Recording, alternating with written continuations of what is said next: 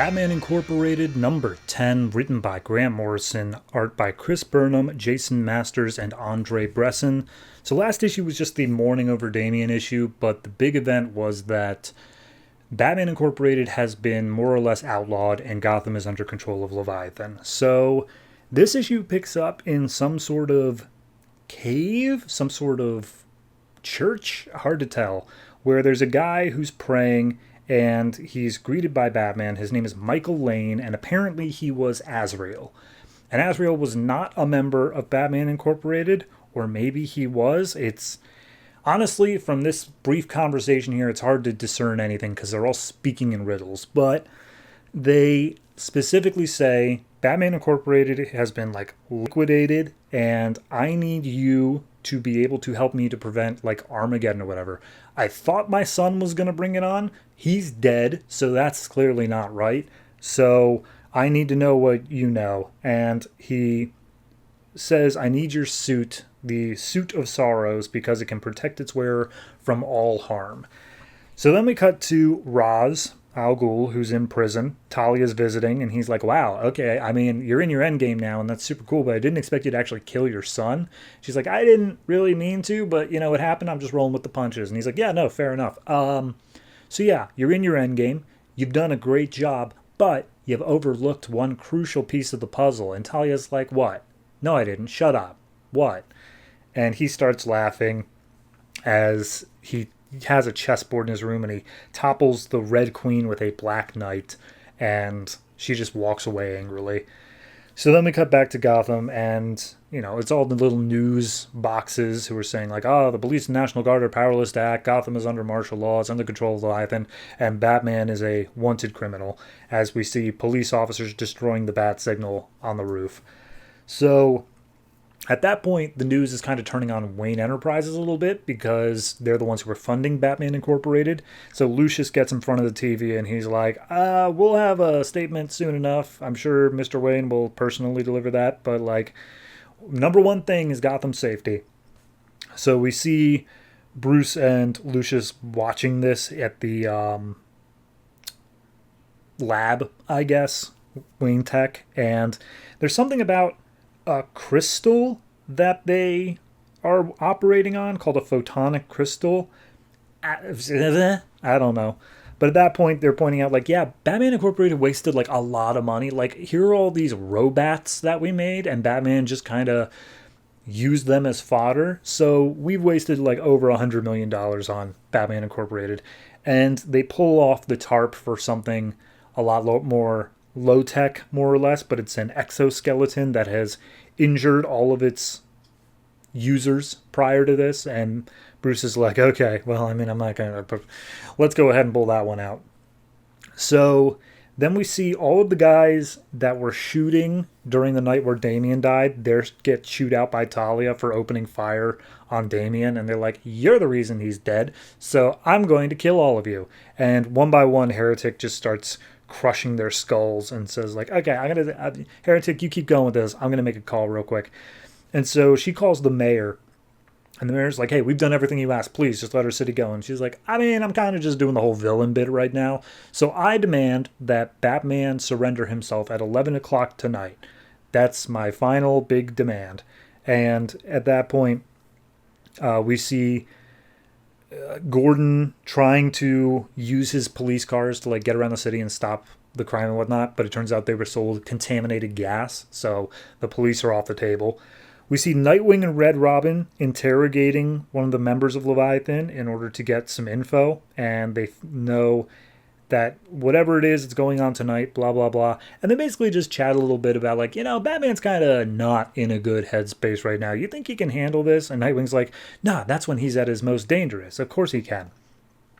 So then we go to Knight and Ranger, who have followed where Red Hood, a.k.a. Wingman, has ended up. And they see that he's being held hostage by Spiral and Hood.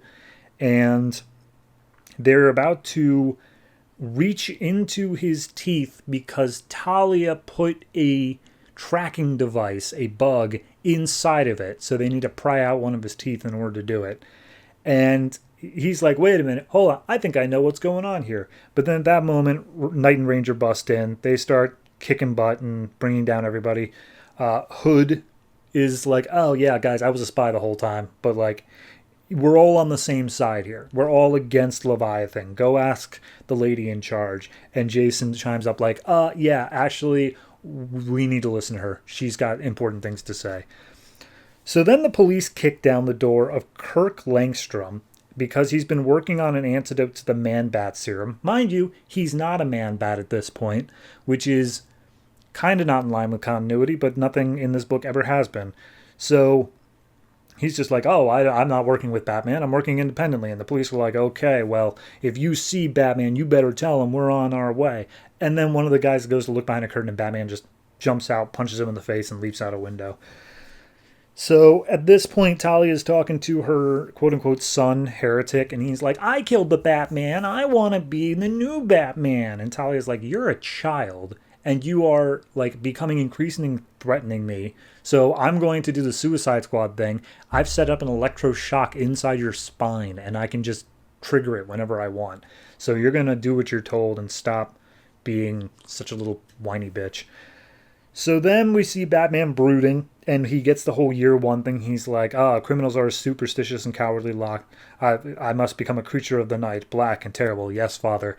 And he injects himself with a serum of some sort. We see him start to transform. And then the night comes, 5 minutes to 11. Talia is keeping an eye out on top of the Wayne Enterprises building. And she sees something flying in from the east. And as she looks out at it, she's like, oh my god, he didn't, did he? And we see in the exoskeleton flying in is a man-batified Batman. And he says, yes, father, I shall become a bat. I really like that little callback, even if it's a silly thing to do. I like the little thing of like, haha, I have become a bat. You see what I did there? I like that. Yeah, overall, it feels like the threads are starting to unravel on the mystery of it. Like, oh, okay, we're picking up, here's what this is doing, here's what that's doing, and we're starting to see where the end game's going to come in. But it's so slow-paced. Like, I get this whole thing of the city is under siege, but I'm not feeling that. It feels like the Bat family is under siege, and the rest of Gotham is just kind of inconvenienced. It doesn't feel like there's this big battle for the soul of Gotham. It just feels like, hey, Batman, you suck, and we just have done that for the past 7 issues. So I can't say I'm really enjoying it, but it is a grand story. I'll give it that. Morrison has a big idea in mind, and he's not letting anything get in the way of it. I just wish that it was a little bit more clean cut and not as... There's like 8 different branches going on in this story, different people we need to follow and keep up with their stuff. And as such, everybody gets like 2 pages. And then we see the next part, like the Spiral story and the Jason Todd being kidnapped by them, 2 pages. Technically 1 page, because the first page of it is just Knight and Ranger saying, oh, we're going to go save him. So yeah, I just wish there'd be a bit more focus on the things that are actually of substance rather than everybody getting pushed forward one space at a time. So overall, I'm going to give this one I'll give it a 7. It's fine. It's okay. You know what? 6.5. I changed my mind. 7 just feels too high for it. It's getting a bit long. And I know we only have like 3 more issues and then a special, but yeah, I'm not that engaged with it, I guess is the issue. And it's never given me a reason to be. So 6.5.